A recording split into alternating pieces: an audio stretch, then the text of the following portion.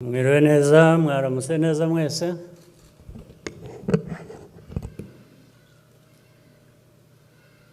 Bayobozi muri hano, b'inzego z'igihugu cyacu, Abanyarwanda mwese, batumirwa bahagarariye ibihugu byanyu hano mu Rwanda, n'imiryango mpuzamahanga,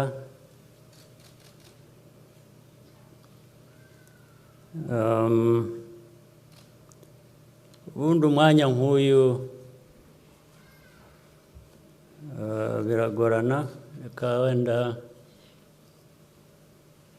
niba abadakurikiye Ikinyarwanda, abatumva Ikinyarwanda bafite ababasemurira cyangwa uburyo bwo gusemura.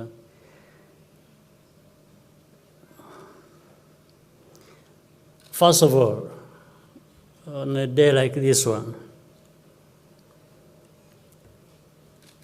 the hour, the day, the week, the year, now we are in the 28th year, remembering.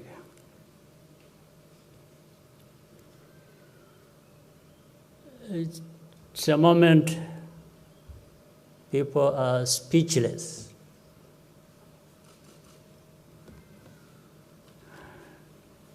Not lacking freedom to speak, as some people would want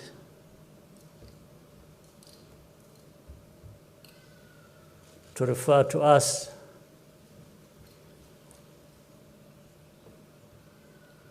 as a country that we have no freedom to speak. That's rubbish. Just doesn't make sense. But the reason is also clear why people, just imagine the testimony we have just heard.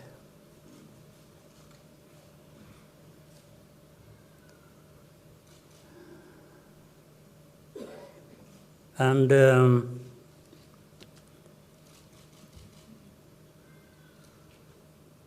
people being hunted down day and night for who they were, for who some of them are still today. Also imagine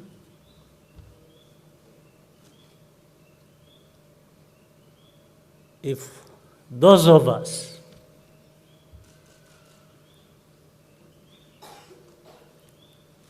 who were carrying arms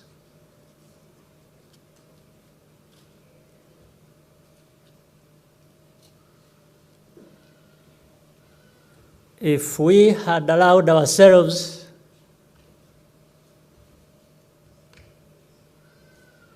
to pursue those who were killing our people,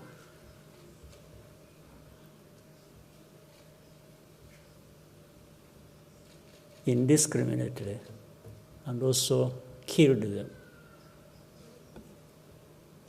First of all, we would be right to do so.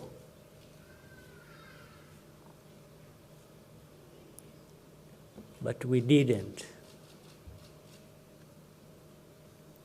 We spared them.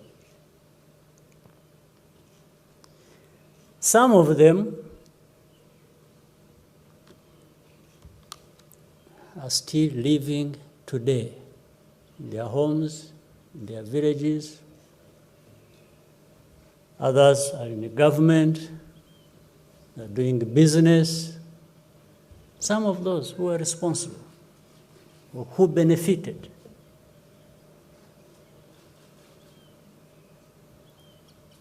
We didn't do that.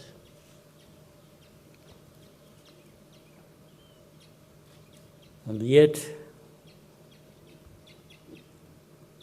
people will have guts to say what they say about us or do against us, what they still do up to now. But let me tell you,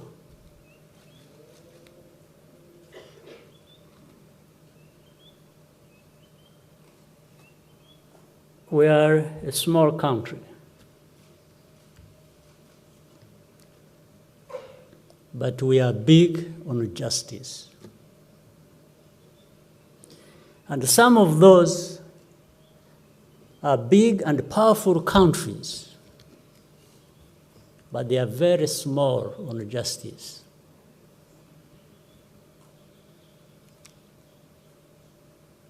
They have no lessons to teach anyone, because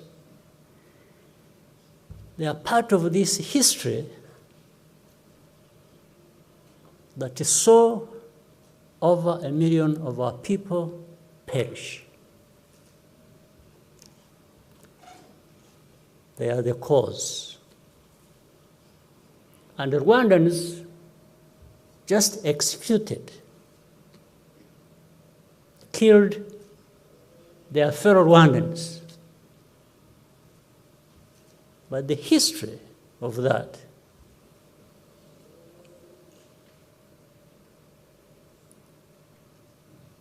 originated where we all know, originated from that.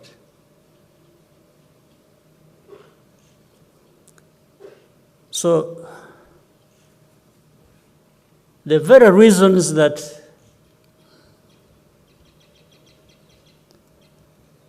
what we suffered, what we endured here, originated from there, is the reason they cannot give us peace.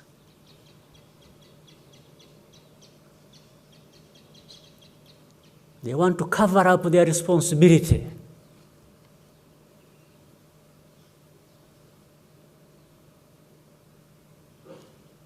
They want to cover up their silence. When the millions of people here in Rwanda needed them to speak out, to speak up, to come to their help. So in the end, the story becomes that of,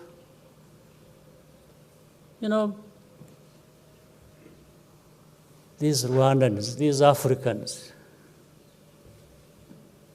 are just killing each other. They are killing themselves. So there is no one who is right, there is no one who is wrong. We are all the same, according to them. We are not the same. That's why we did not kill another 1 million on top of the one we lost on the hands of these criminals, some of whom are even protected, even now, by the very countries that talk about justice, that give lessons about justice.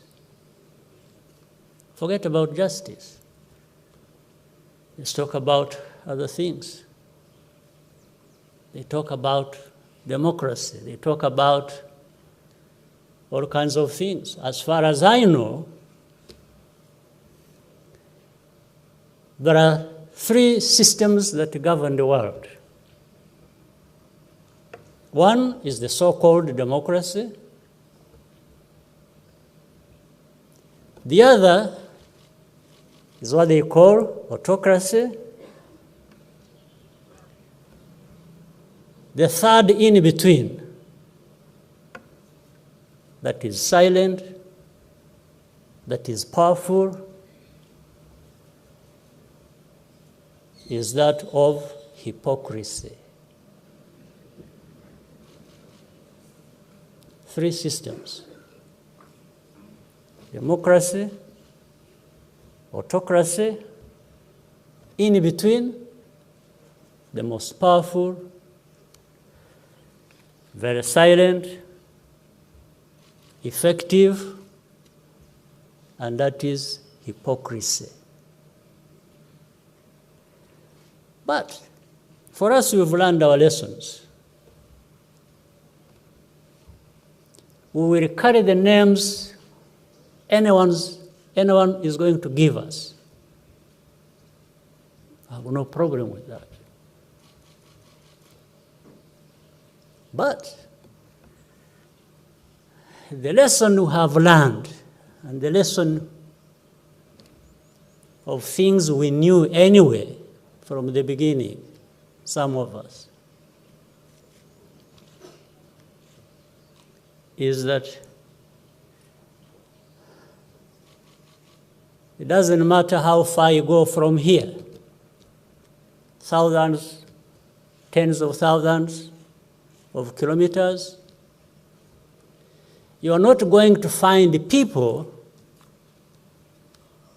that are more important or have more important lives than us, than we are.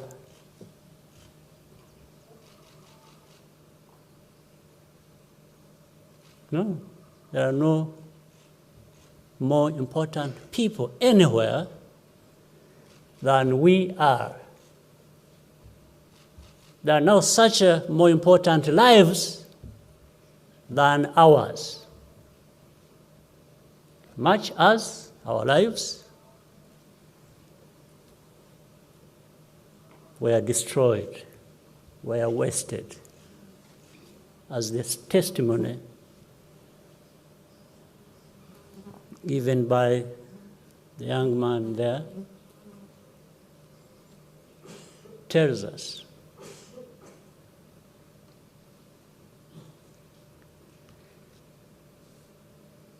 I will say all these things just even for the benefit of our young people, that those who were born at the time are now 28.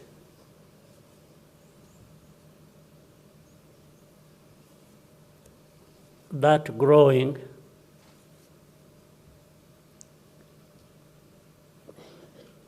must have taught them the lessons of our history, the history of this land.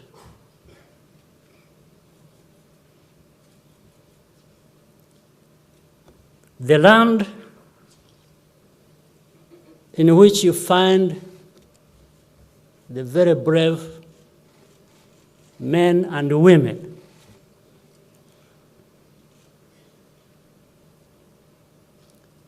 the heroes, if you will. But I have a problem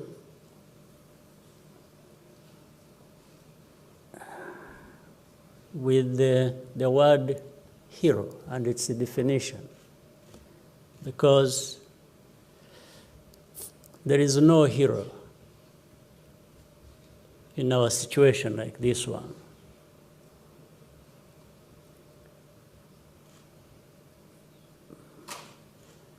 And because when you are talking of heroes, you are talking of a situation that was so bad that it had to have heroes for doing what they did, the right things, the good things, to save themselves and to save others from what was wrong that was going on. But then I asked myself, maybe the best thing is not to have heroes. It is not to have that situation that produces heroes.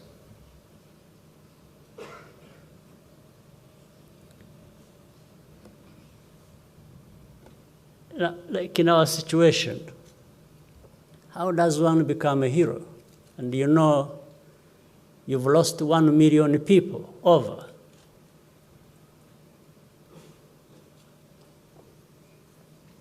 More people were killed than could have been saved or that needed to be saved. So that means being a hero, I wish we could not have it. I wish we did not have that situation that has to produce heroes. We would be better off.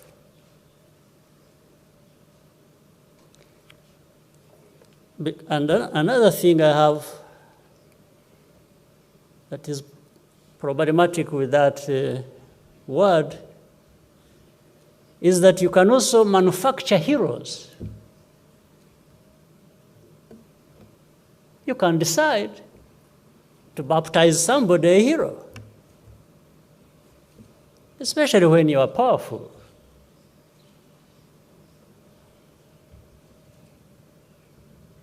You can create it, and if anybody raises an argument, they are made to shut down, shut up.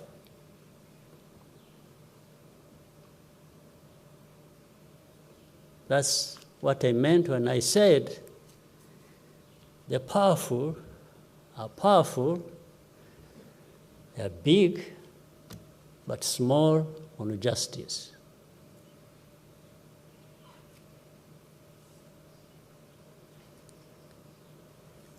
They even talk about freedoms.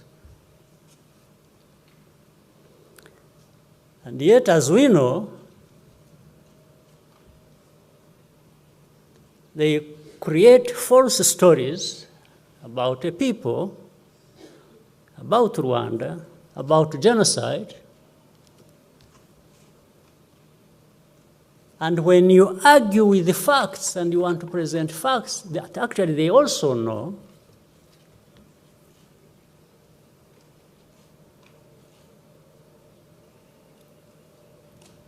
there is that power to tell everyone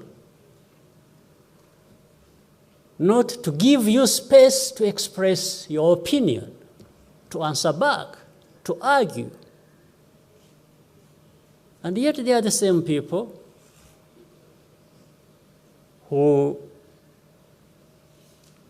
will start accusing others of lack of freedom to express themselves.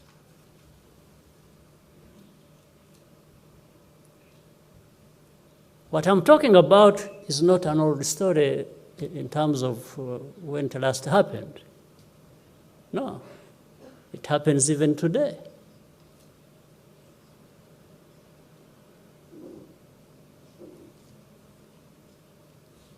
You find a renowned newspaper in some powerful place, falsifying stories about us, about Rwandans, about the genocide, about our history. And when somebody wants to say, look, that's not correct. This is what it is. These are facts. You know, you'll find it's like they have agreed among themselves, all channels through which you could have communicated or placed a reply, not to listen to you, because they want to have what they are playing, the only thing playing in everybody's ears.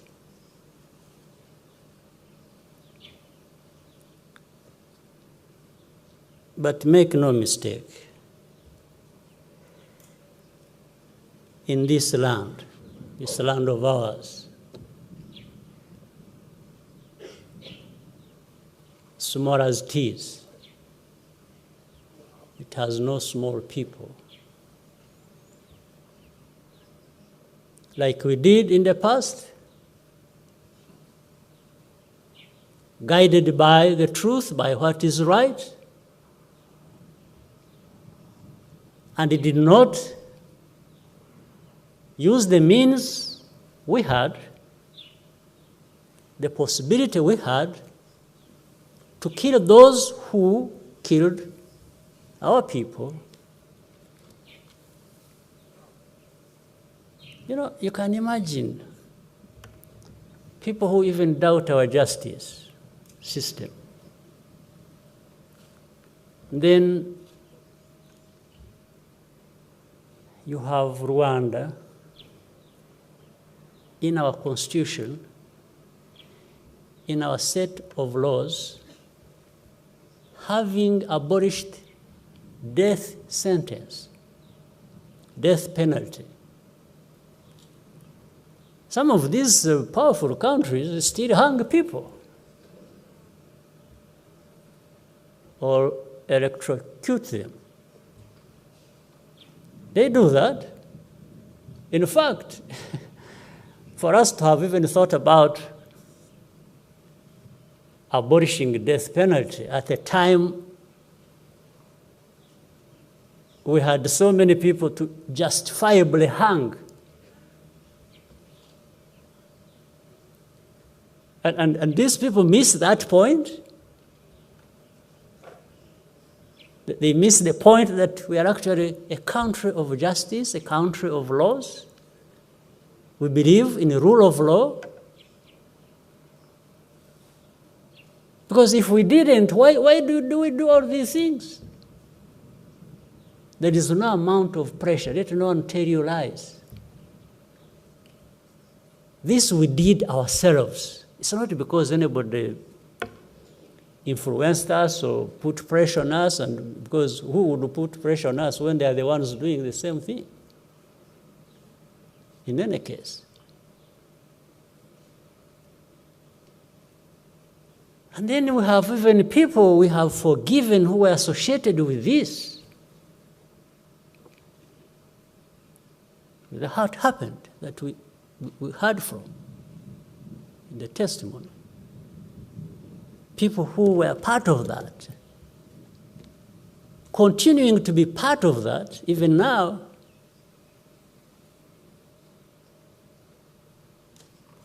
and forget that we have actually forgiven them.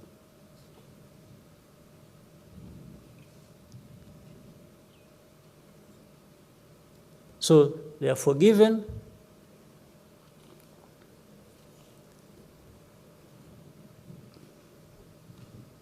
They had been tried by the courts, found guilty, so many years. In the middle of serving their sentence, we forgive them. Next,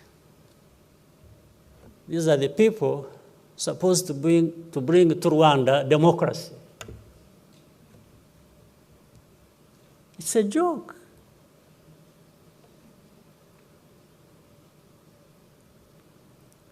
And you are doing it in a wrong place, in a place that understands many things about us, our limitations, but our power to defend and protect this land and the people of this land.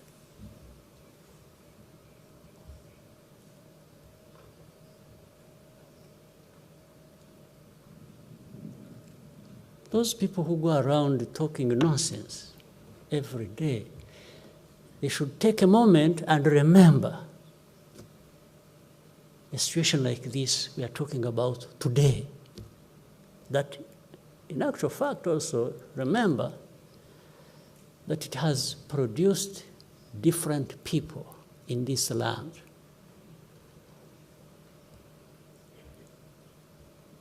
Our children, our grandchildren, we have a duty to make sure they understand this and they are there for this land, for the people of this land.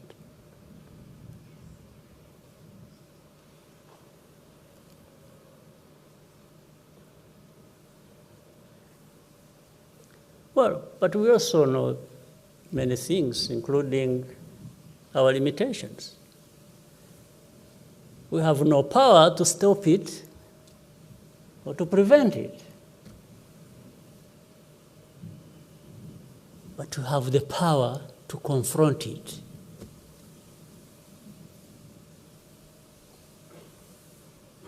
It happens every day. But this gives us, some of us, a good opportunity to remind people of all this. I cannot end without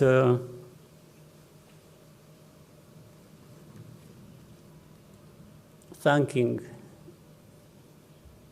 leaders of our country, the citizens of our country, the young people who still find it in themselves to be normal human beings, given what has happened to them. Like, I'm really surprised that we have so many of these who still find in themselves the energy to live the way lives should be lived as normal human beings.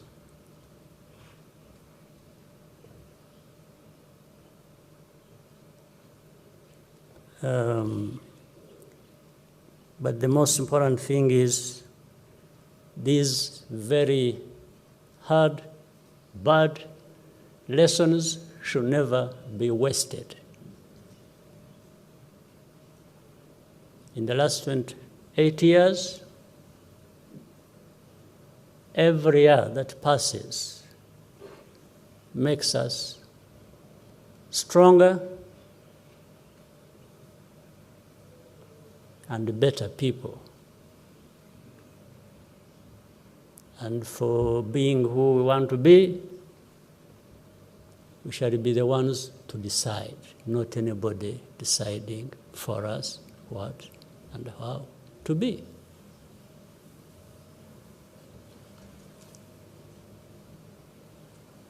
For those who keep running their false stories and imagine people could not even, I think to be fair, the majority of the people in this world recognize what happened here and give it the name it should be called. Again, but there are others who say, no, but you see, it's only not Tutsis who died, it's also others. I mean, first of all, you're just saying the obvious. In that situation, what you're saying is obvious. But I think here we're talking about something else. When people, everybody knows here, or those who want to know, there are people who are called cockroaches here. Cockroaches, the name cockroach was reserved for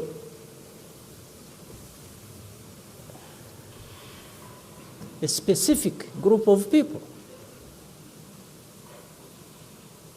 No.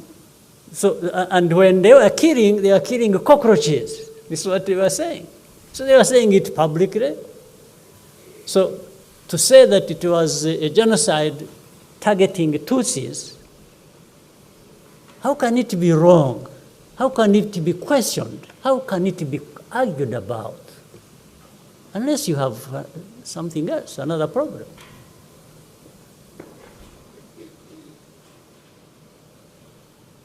And this is now what gives room to all these other genocidaires to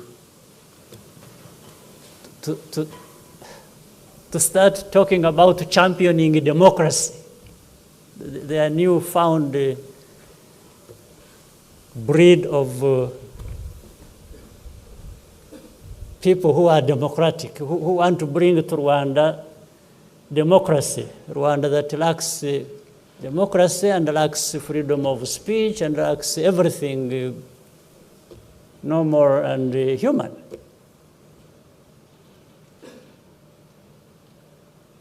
Well, but what do you do? If somebody is insulting you, you take it. It's better not to insult back. You just absorb it and do whatever you want to do for yourself, for you. So the lessons learned for the young people, for our country in this land, is to say, let's just do for ourselves what we need to do to be what we want to be, and the rest it's a struggle, it's a fight. We shall give it a good fight. Thank you very much.